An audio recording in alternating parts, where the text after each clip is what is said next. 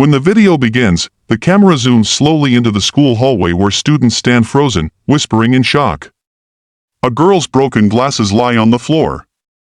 A tall boy, known as the school's worst bully, stands shaking with anger. And right in front of him stands the new black woman director, Ms. Aaliyah Carter. Suddenly, she kneels, picks up the damaged glasses, looks directly into the camera, and whispers, "Sometimes, it's not the bully you change. It's the world around him."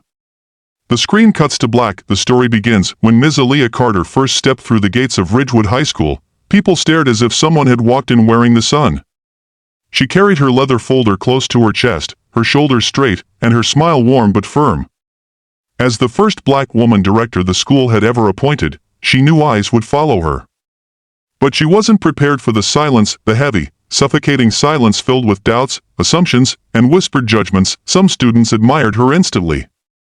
Some teachers were relieved, hoping she would fix the broken discipline system. But there were others who didn't want her there at all. No one disliked her more than Chase Morgan, the school's undefeated troublemaker. Tall, loud, and feared, Chase carried anger like others carried backpacks. He owned the hallways, decided who mattered and who didn't, and believed no one could challenge him until the day Aaliyah arrived the first week. She walked the halls every morning, greeting students by name even if she had just learned it the night before. She helped a shy freshman pick up his fallen books, comforted a crying girl who had no one to sit with, and even stayed late to repaint a vandalized wall herself. Students began whispering in admiration, "She actually cares." But Chase saw this kindness as weakness. During lunch one day, Aaliyah found a quiet corner where a terrified student named Mia sat alone.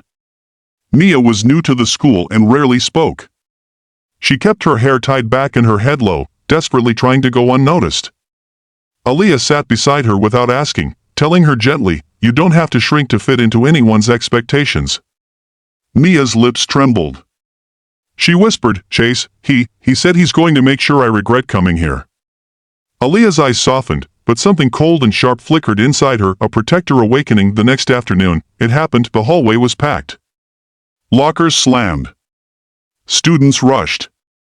And in the middle of the chaos, Chase cornered Mia, shoving her shoulder with a smirk that held no humor. "Look at me when I talk to you," he barked. Mia trembled, clutching her books as the crowd watched but said nothing. She tried to step away, but Chase blocked her path. Aaliyah saw it from across the hallway. She didn't run. She walked, calm, controlled, but with a presence that quieted the noise around her. Students stepped aside instinctively, sensing something about to change. Just as Chase shoved Mia's books to the ground, Aaliyah's hand snapped forward, catching one mid-air before it fell. The entire hallway froze. "Enough," she said, her voice low and steady. Chase turned slowly, his chin raised proudly. "Stay out of it. This is between me and her." "No," Aaliyah replied, meeting his glare without flinching. "This is between right and wrong." Before anyone could blink, Chase lunged at her. The new director. A hush fell so thick it felt like the world had stopped breathing, and the moment his hand lifted, her next move silenced the entire school. Aaliyah didn't raise her hand. She didn't step back. She simply stood there, rooted like a mountain, letting Chase's arm freeze midair because she didn't fear him, not even for a second. She locked eyes with him, her voice so calm it chilled the hallway. "Hitting me won't silence your pain, Chase." For the first time, the bully trembled. No director had ever spoken to him like that. No adult had ever looked at him like a person instead of a problem. His hand dropped slowly, confusion filling his expression. The crowd held its breath, but Aaliyah still wasn't done. She took a step forward, just one, and said, "Walk with me." "What?" Chase scoffed, stunned. "Walk with me." Her tone didn't demand. It invited. Against everything he believed about himself, Chase followed. Students stared as director and bully walked side by side to her office. Whispers spread through the halls like wildfire. Nobody had ever seen Chase obey anyone, not even the principal from last year. Inside the quiet office, Chase's facade cracked. His fists clenched. His voice shook. "Why didn't you suspend me? That's what everyone does." Aaliyah folded her hands. "Because I don't punish broken things. I fix them." Chase's eyes darted away. "I'm not broken." "Yes," she said softly, "you are. And you're not the only one."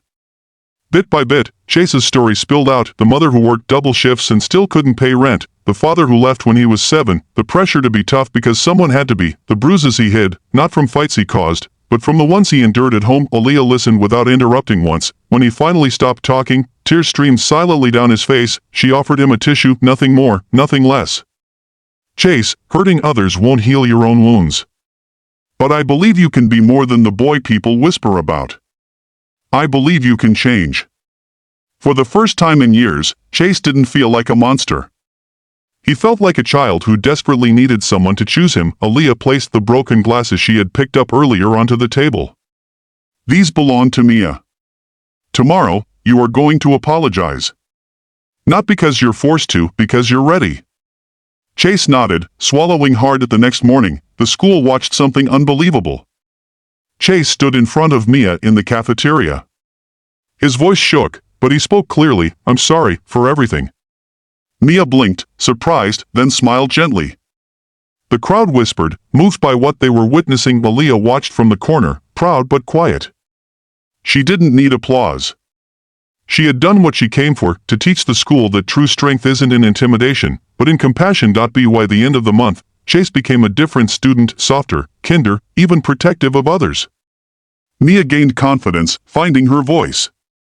The school transformed, not through fear or punishment, but through the courage of one woman who refused to give up on a broken boy. The story closes as Aaliyah looks into the camera again, saying the same words. Sometimes, it's not the bully you change. It's the world around him.